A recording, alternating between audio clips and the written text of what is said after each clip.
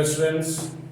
आज हम लोग क्लास 10 केमिस्ट्री में लेसन 1 के आखिरी लेक्चर को लेकर उपस्थित हैं। इस आखिरी लेक्चर में हम लोग इससे पिछले 4 लेक्चर में सारी बातें लगभग पढ़ चुके हैं जो आपके सिलेबस में है। आज हम लोग इस आखिरी लेक्चर में एक रिएक्शन बचा था ऑक्सीडेशन एंड रिडक्शन रिएक्शन, और उसके बाद ऑक्सीडेशन का जो इफेक्ट है हम लोग एवरीडे लाइफ में उसको हम लोग डिटेल में स्टडी करेंगे। तो इस लेक्चर 5 में हम लोग सबसे पहले the most important reaction in your syllabus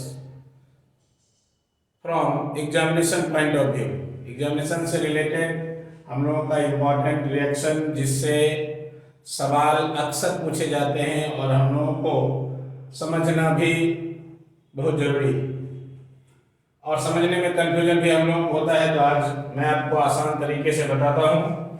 देखिए, 2 टर्म है, एक है ऑक्सीडेशन, एक है रिडक्शन। ऑक्सीडेशन को हम लोग कई तरीके से समझ सकते हैं और रिडक्शन को भी। तो ऑक्सीडेशन में मैंने क्या लिखा है 3 तरीके से, एक ऑक्सीजन के रिस्पेक्ट में, हाइड्रोजन के रिस्पेक्ट में और इलेक्ट्रॉनिक कॉन्सेप्ट के रिस्पेक्ट में भी। हालांकि आपके बुक में इलेक्ट्रॉनिक कॉन्सेप्ट की कोई चर्चा 10 में नहीं है, लेकिन मैं समझाता हूँ, कुछ बुक में दिए रहते हैं। तो इस तीनों कॉन्सेप्ट को ऑक्सीडेशन में भी समझेंगे और रिडक्शन में भी समझेंगे। ऑक्सीडेशन में क्या लिखा है, एडिशन ऑफ ऑक्सीजन भी ऑक्सीडेशन है, रिमूवल ऑफ हाइड्रोजन भी ऑक्सीडेशन है और लॉस ऑफ इलेक्ट्रॉन भी ऑक्सीडेशन है। मतलब कोई भी सब्सटेंस जो इस तीनों में से किसी भी बात को फॉलो करे, एनी केमिकल सब्सटेंस, तो it is said to be oxidised. कोई भी तीनों में से कोई भी बात फॉलो अप करे तो वह ऑक्सीडाइज्ड कहा जाएगा। मतलब किसी भी सब्सटेंस में ऑक्सीजन का जुड़ जाना, ऑक्सीजन जुट जाए, हाइड्रोजन किसी सब्सटेंस से हट जाए, या कोई सब्सटेंस केमिकल सब्सटेंस इलेक्ट्रॉन को लॉस करे तो वह भी ऑक्सीडेशन। जैसे मैं एग्जांपल में देखिए, magnesium it combined with oxygen to form magnesium oxide. अगर ये मैग्नीशियम ऑक्साइड जब बन रहा है तो मैग्नीशियम में ऑक्सीजन कंबाइन कर रहा है, जुट रहा है, तो इसमें ऑक्सीजन का एडिशन, ये ऑक्सीडेशन का एग्जांपल है। आप कोई दूसरा एग्जांपल भी इस तरह का ले सकते हैं। उसके बाद देखिए, हाइड्रोजन सल्फाइड और क्लोरीन आपस में रिएक्शन करता है तो सल्फर और हाइड्रोजन क्लोराइड बनाता है। तो आप देखिए कि हाइड्रोजन सल्फाइड रिएक्टेंट की तरफ है और जब प्रोडक्ट का फॉर्मेशन होता है तो देखिए यहाँ सल्फर हाइड्रोजन के साथ है और रिएक्शन के बाद सल्फर से हाइड्रोजन हट रहा, मतलब हाइड्रोजन का रिमूवल हो रहा है। हाइड्रोजन सल्फाइड से सिर्फ सल्फर बच रहा है, मतलब हाइड्रोजन रिमूव हो रहा है, तो रिमूवल ऑफ हाइड्रोजन भी ऑक्सीडेशन। तो यह भी ऑक्सीडेशन का एग्जांपल। सोडियम, आप देखिए सोडियम एटम अपने इलेक्ट्रॉन को लॉस कर रहा है। वैसे भी जानते हैं कि सोडियम मेटल है और मेटल इलेक्ट्रोपॉजिटिव नेचर का होता है कि इलेक्ट्रॉन को लॉस करके पॉजिटिव आयन बनाता है। तो सोडियम अपने इलेक्ट्रॉन को लॉस करके सोडियम आयन बना रहा है, तो चूंकि इलेक्ट्रॉन का लॉस हो रहा है तो यह भी ऑक्सीडेशन का एग्जांपल है। इस तरह का कोई भी कॉन्सेप्ट तीनों में से किसी रिएक्शन में आपको देखने को मिले तो आप ऑक्सीडेशन को समझ सकते हैं और आइडेंटिफाई कर सकते हैं, चाहे वह ऑक्सीजन का एडिशन हो, हाइड्रोजन का रिमूवल हो या इलेक्ट्रॉन का लॉस हो।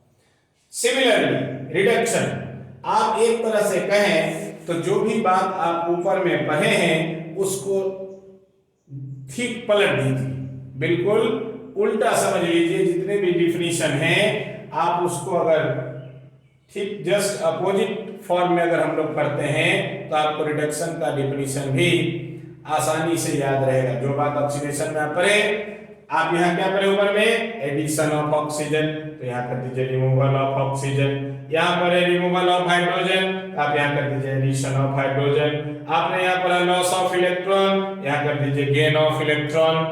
तो रिडक्शन को भी हम लोग इस तीनों कॉन्सेप्ट से समझ सकते हैं कि कोई भी केमिकल सब्सटेंस से ऑक्सीजन हटे, रिमूव हो, जैसा कि आप देख रहे हैं कि कॉपर ऑक्साइड से ऑक्सीजन हटकर कॉपर बन रहा है इस रिएक्शन में, पहले रिएक्शन में। तो चूंकि ऑक्सीजन रिमूव हो रहा है तो ये रिडक्शन का एग्जांपल है।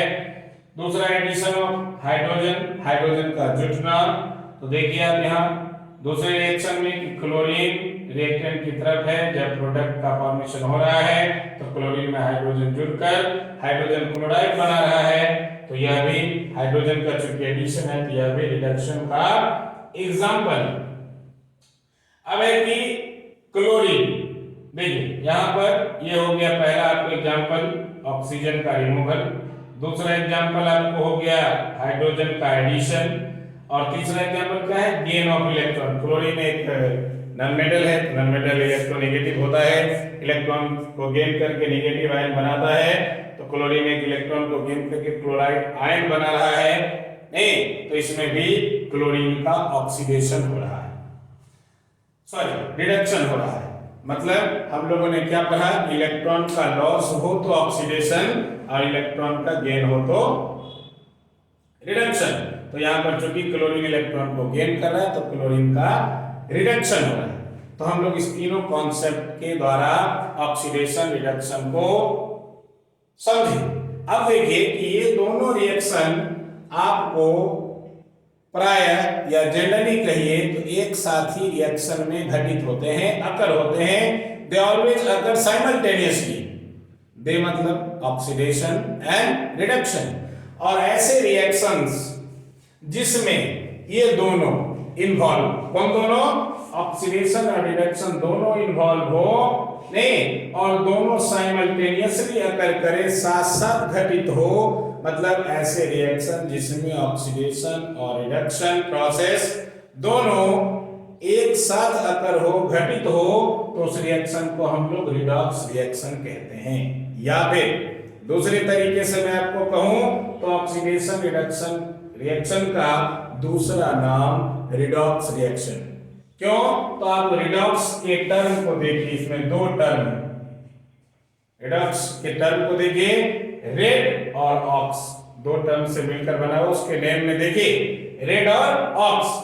रिडॉक्स मतलब red stands for reduction and ox stands for oxidation. तो ऑक्सीडेशन और रिडक्शन रिएक्शन को ही हम लोग रिडॉक्स रिएक्शन कहते हैं। और ऐसे रिएक्शन जिसमें दोनों साथ साथ घटित हो वह भी रिडॉक्स रिएक्शन है। तो अब दोनों साथ साथ घटित हो, आप तो अभी दोनों को सेपरेटली देखिए, अब दोनों को एक साथ देखिए। मान लीजिए देखिए मैं एक एग्जांपल लिखा, जिंक ऑक्साइड कार्बन के साथ रिएक्शन करके जिंक और कार्बन मोनोऑक्साइड बना रहा है। तो अब देखिए इसमें ये किस कॉन्सेप्ट, पहले सबसे पहले देखिए, सबसे पहले आप बच्चों आप कोई भी रिएक्शन और इक्वेशन लिखा हो उसमें आइडेंटिफाई कीजिए कि वह किसके रेस्पेक्ट में है। ऑक्सीजन के रेस्पेक्ट में है, हाइड्रोजन के रेस्पेक्ट में है, इलेक्ट्रॉनिक कॉन्सेप्ट में है, नहीं तो आप यहाँ देखिए ऑक्सीजन का एडिशन और रिमूवल आपको देखने से ही पता चल रहा है कि जिंक ऑक्साइड से जिंक बन रहा है और कार्बन से कार्बन मोनोऑक्साइड बन रहा है। तो कार्बन से कार्बन मोनोऑक्साइड बनने का मतलब कि कार्बन में ऑक्सीजन एड अप हो रहा है, मतलब ऑक्सीजन का एडिशन क्या होता है, तो ऑक्सीजन का एडिशन ऑक्सीडेशन होता है। तो कार्बन से कार्बन मोनोऑक्साइड बनना ये ऑक्सीडेशन। दूसरी तरफ उसी रिएक्शन में जिंक ऑक्साइड से जिंक बन रहा है, तो जिंक ऑक्साइड में ऑक्सीजन है और जिंक देखिए यहाँ पर ऑक्सीजन रिमूव हो गया, तो रिमूवल ऑफ ऑक्सीजन क्या है, तो रिमूवल ऑफ ऑक्सीजन रिडक्शन। आप इस इक्वेशन में क्या देखा कि दोनों चीज घटित हो रहा है, ऑक्सीडेशन भी और रिडक्शन भी। तो कौन ऑक्सीडाइज हुआ, तो स्वाभाविक है कि इसमें ऑक्सीजन जुटा तो कार्बन ऑक्सीडाइज हुआ।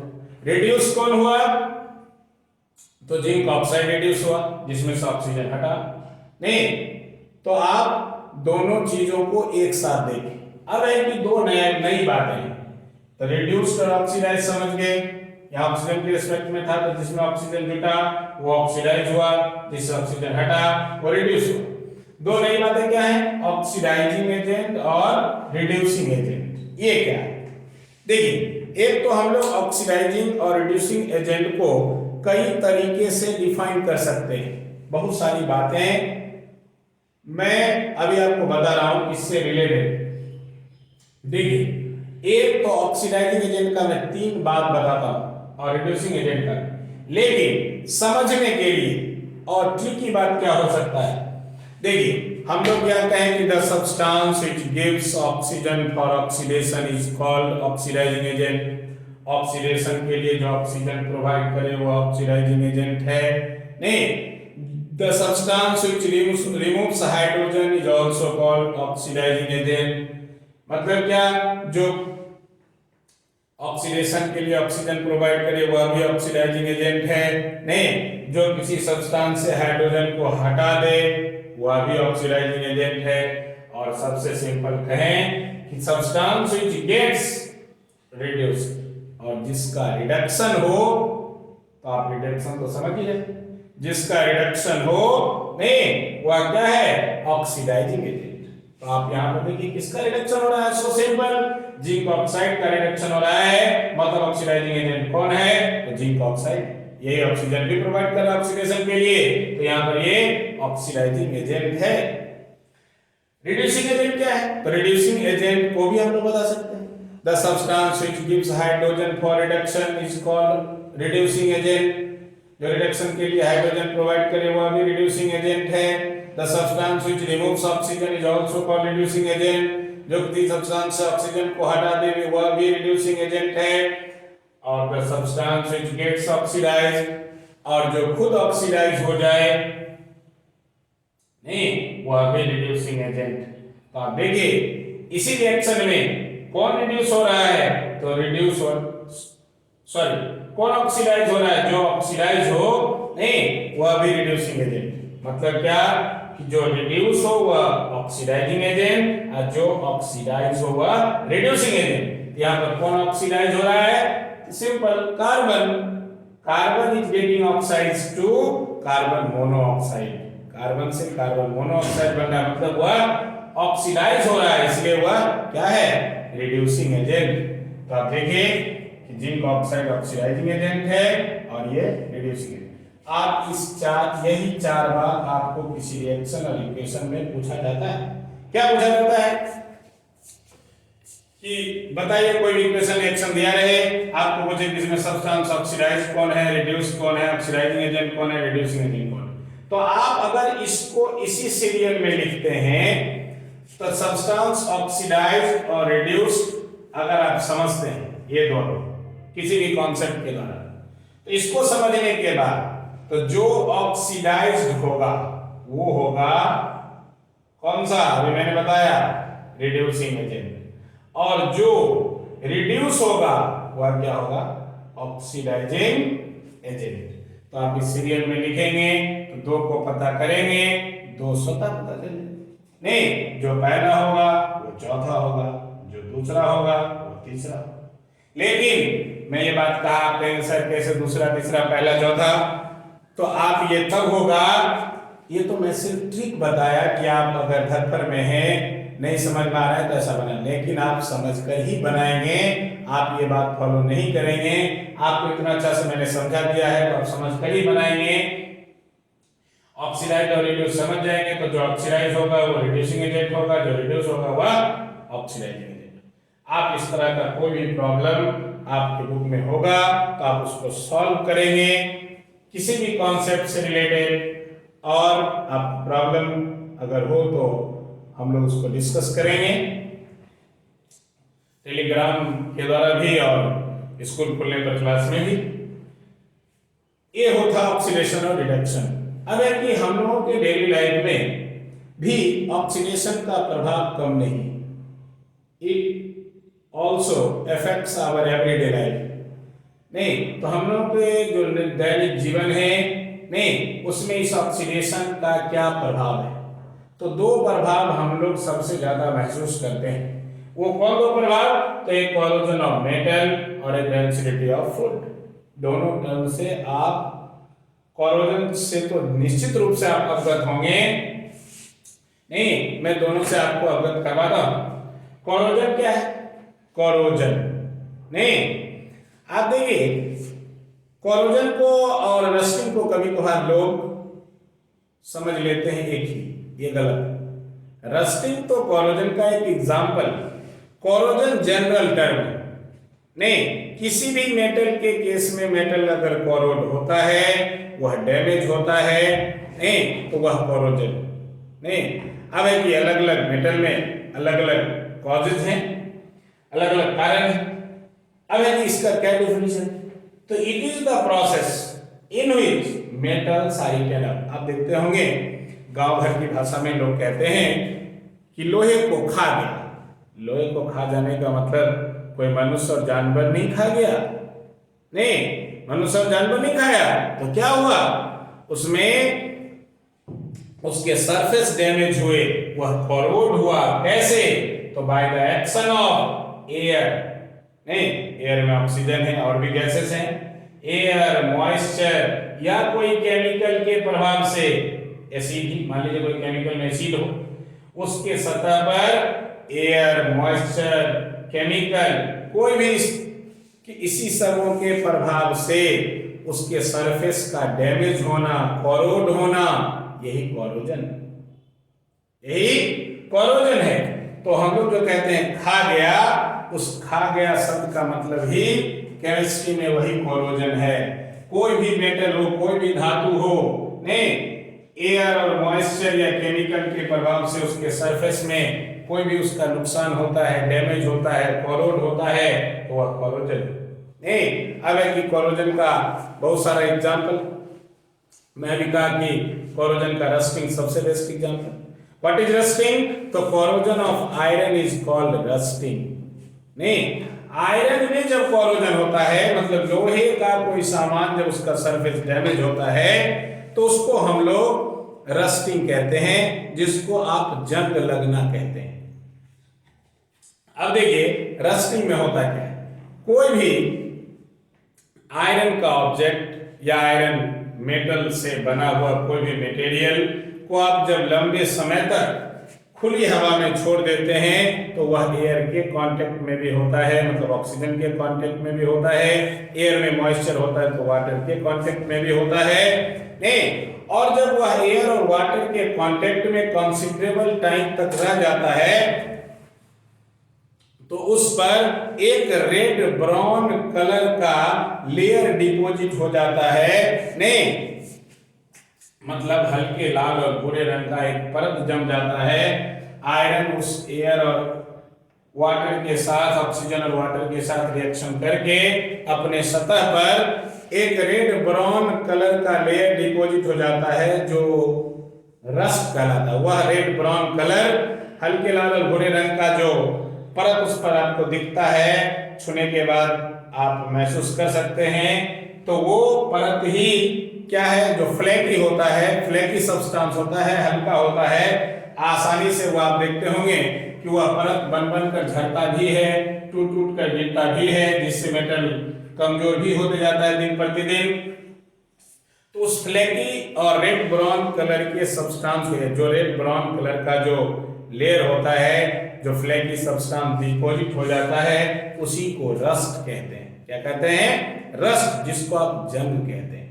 अब है कि वह रस्ट क्या है, वास्तव में वह रस्ट क्या है, तो वास्तव में आयरन जब ऑक्सीजन और वाटर के साथ रिएक्शन करता है, तो वह बना लेता है Fe2O3.XH2O।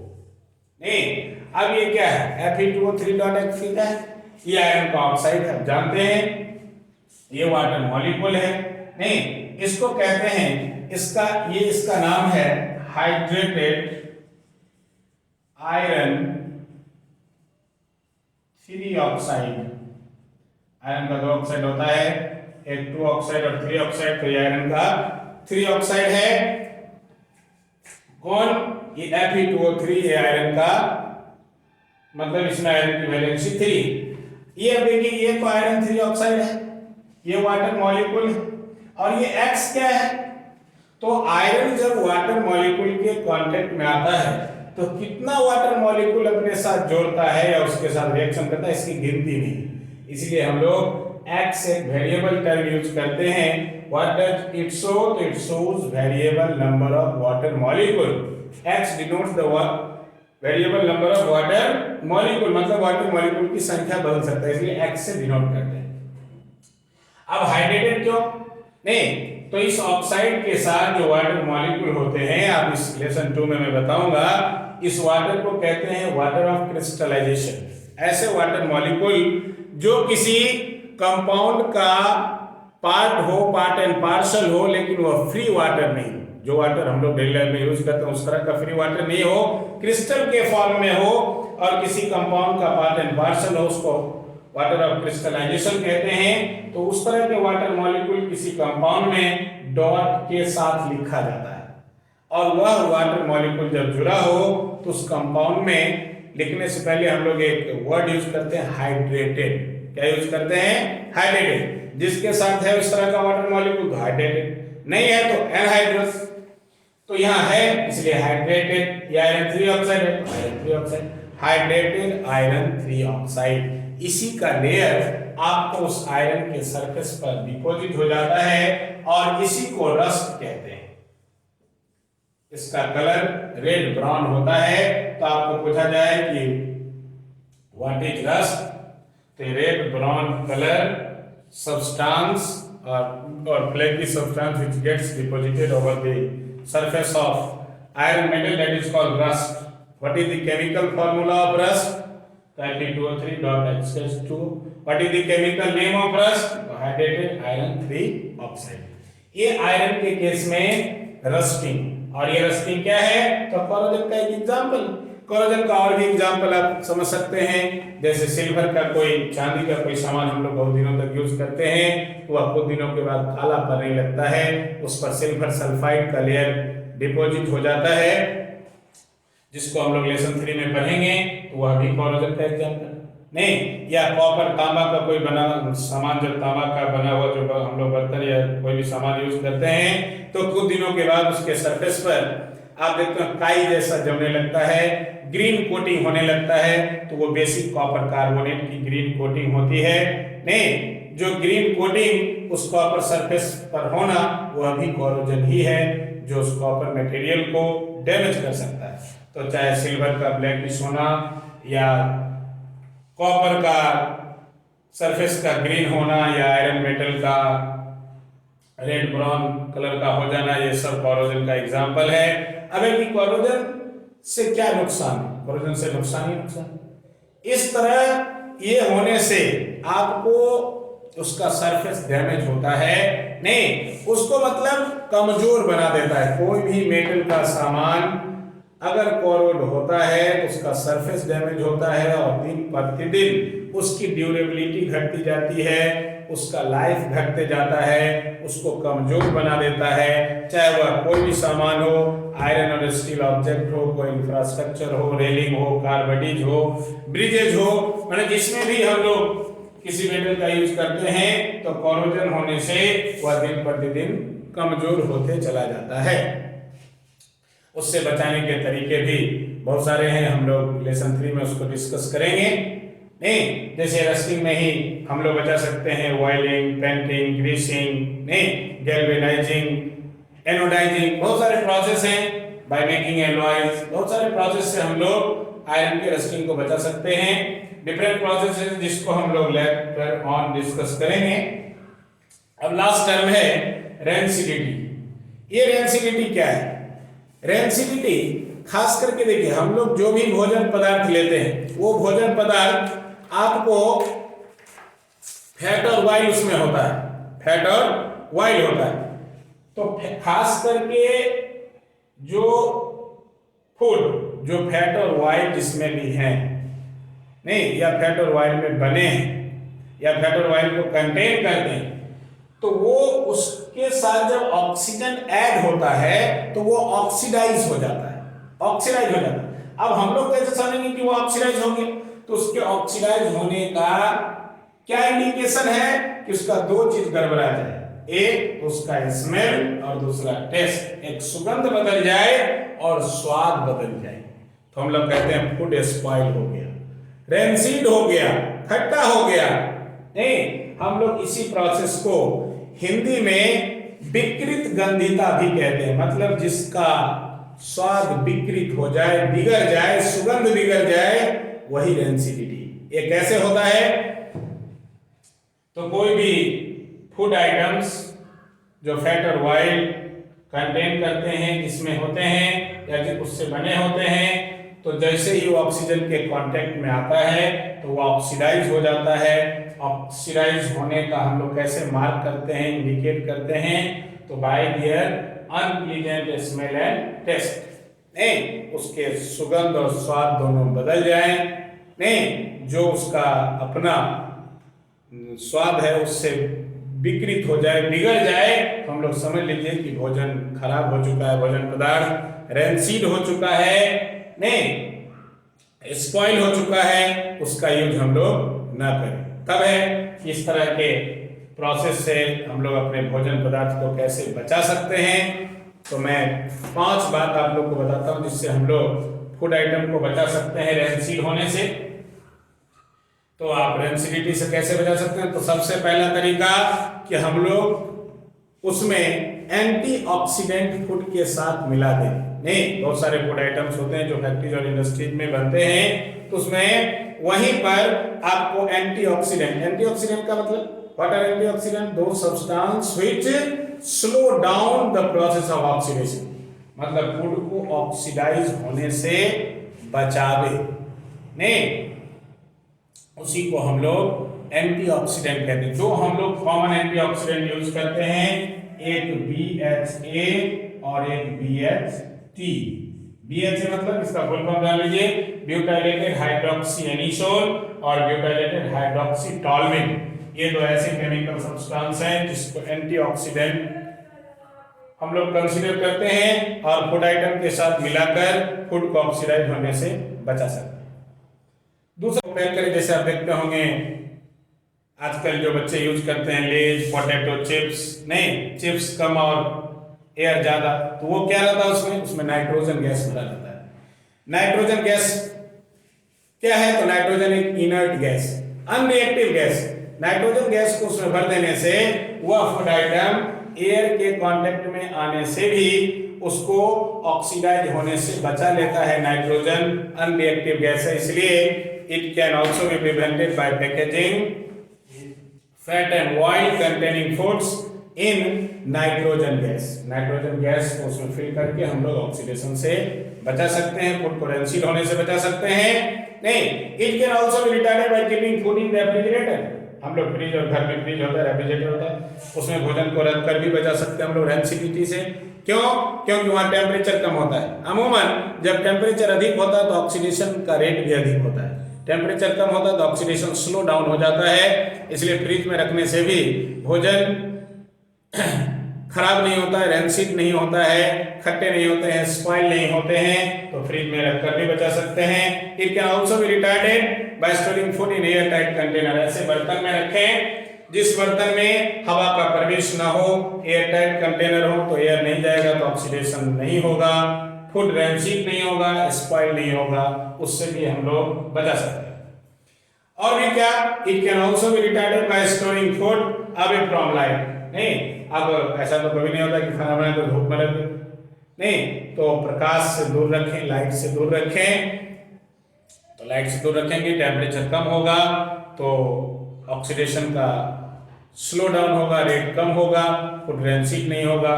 तो इन तमाम तरीके से हम लोग भोजन को रेंसिड होने से बचा सकते हैं, स्पॉइल होने से बचा सकते हैं। तो जो भी बातें आपका लेसन 1 में बचा हुआ था वो तमाम बातें मैं आज डिस्कस कर दिया। आपके केमिस्ट्री का 10 में लेसन 1 यहीं पर समाप्त होता है। आपका जितना भी एक्सरसाइज आपके बुक में, प्रिस्क्राइब्ड बुक में होगा, उसको आप सॉल्व करेंगे।